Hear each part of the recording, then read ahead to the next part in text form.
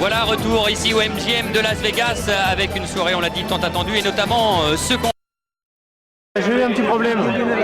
J'ai eu un petit problème, c'est que ma bascule, elle avait deux pentes. J'ai fait une erreur de pente. Ouais, donc et la bascule, je ne l'ai pas eu 24 heures avant.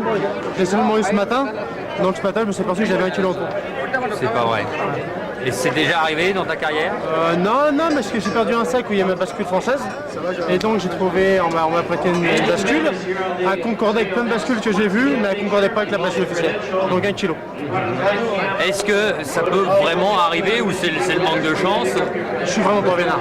Je suis vraiment pas vénard, mais là, au lieu d'avoir une journée cool, il a fallu que je me prenne un petit coup, quoi. Alors ça veut dire, qu'est-ce que tu as fait? J'ai couru dans les couloirs, on aurait dit un mongolien. J'ai couru dans les couloirs, j'ai tapé, j'ai transpiré, puis voilà. C'est pas grand chose, mais ça m'énerve si j'avais tout bien fait, quoi. Et d'habitude je fais ça aussi, mais là j'avais tout prévu sans ça. Et il y a l'erreur d'1 kilo. Mais c'est pas grave. Alors, quand on dit qu'il y a eu une erreur d'1 kilo comme ça, tu t'en es aperçu, quelle a été ta réaction vraiment sur le moment? Les nerfs, parce que normalement, j'aurais pu passer toute la journée en buvant un tout petit peu, en crachetant, en mangeant, rien du tout, mais bon, en temporisant, en éliminant, je faisais le poids. Et là, il a fallu que je m'entraîne. Donc comme c'était pas prévu, si c'était prévu, je m'en fous. Mais comme c'était pas prévu, c'est très énervant.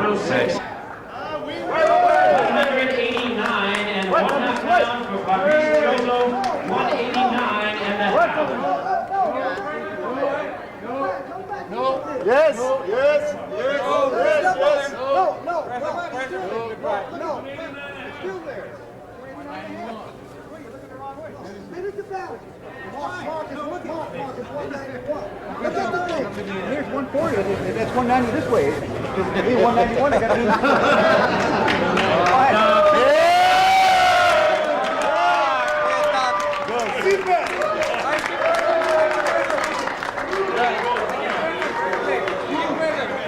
Please, photo for cruiserweight champion, #1 contender.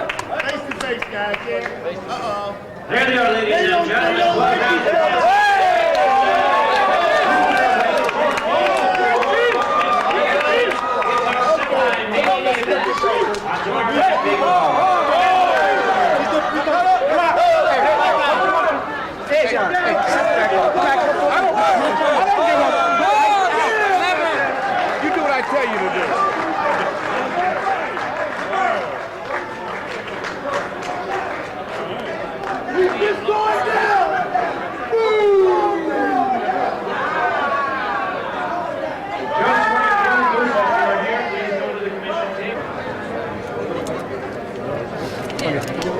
Fabrice, c'est la plus chaude pesée que vous ayez eu à faire dans votre carrière?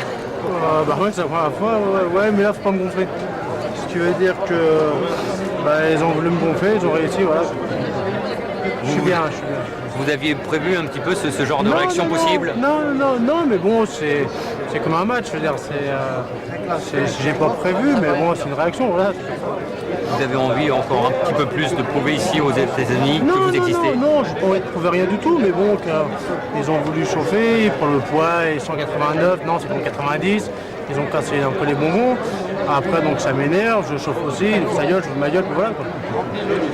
Vous auriez aimé rester calme, ne pas sortir de vos gonds? Non, j'ai pas à rester calme, j'ai pas à faire ça, non.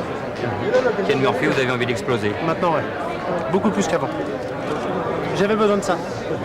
Voilà, non, mais là en plus, Fabrice était tendu. Il a eu la pesée est toujours le premier combat du boxeur. Il était à la limite.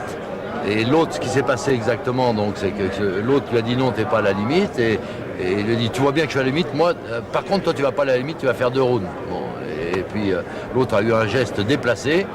Mais Fabrice était vraiment en colère. Ken, on ne vous connaît pas très bien. Qui êtes-vous? Bien, je suis une personne complètement normale, je veux être connu, je fais tout pour être connu.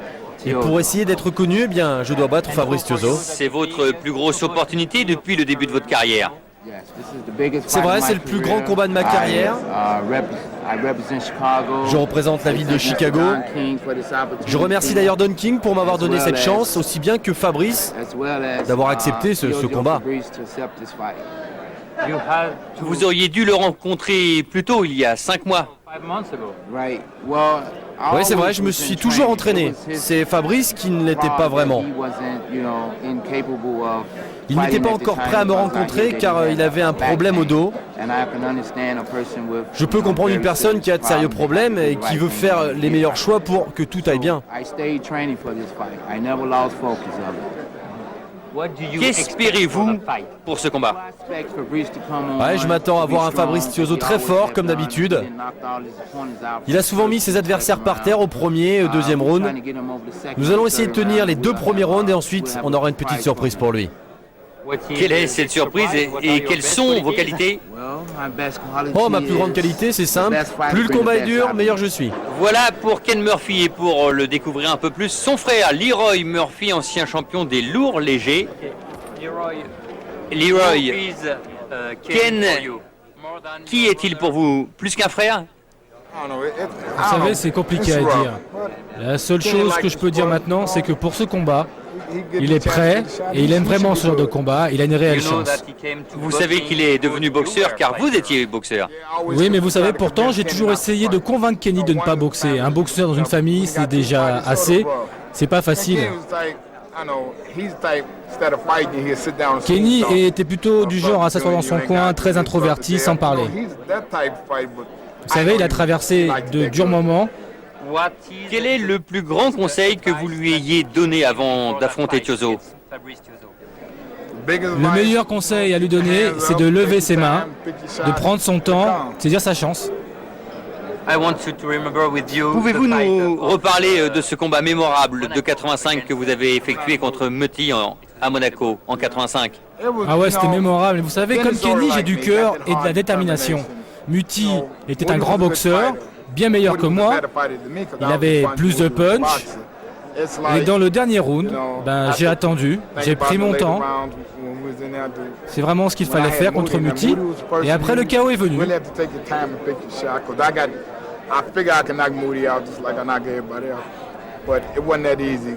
C'était pas si facile, surtout à l'approche du 9e round. J'ai surtout su être patient. Et retour ici sur le ring du Thomas & Mack Center. Les deux hommes ont fait leur apparition. Fabrice Tiozzo avec sa ceinture de champion du monde, mais vous n'avez rien raté, tout simplement parce que la télévision américaine nous a mis le tail of the tape des deux boxeurs pendant son entrée. Et la présentation de ce combat va être orchestrée par Jimmy Lennon. Fabrice Tiozzo qui défend donc son titre des lourds légers WBA, un titre qu'il avait conquis ici, voici 2 ans, c'était en novembre 97 face au champion en titre alors Nate Miller. La présentation, Jimmy Lennon. Well, fans, at this time we present our next World Championship attraction. This time we move up in weight to the cruiserweight division, and it's once again brought to you by Don King Productions in association with Panics of the U.S. Main Events, TVKO, Caesars Palace, the Mandalay Bay Resort and Casino, and Budweiser, the undisputed king of beers. This bout is once again sanctioned by the World Boxing Association, the president Gilberto Mendoza, supervisor Dr. Calvin Inelsing, along with the Nevada State Athletic Commission. The chairman is Dr. Elias Gana. Introducing to you our 3 judges from ringside. From Panama City, Panama, Armolio Cedeño. From Trujillo Alto, Puerto Rico, Samuel Conde. And from Las Vegas, les 3 juges, un Panaméen, un Portoricain et un juge de Las Vegas. This is 124th world title bout, Joe Cortez. 124e championnat du monde pour Cortez. Rounds of boxing for the WBA Cruiserweight Championship of the World. Introducing to you first on my left is the challenger.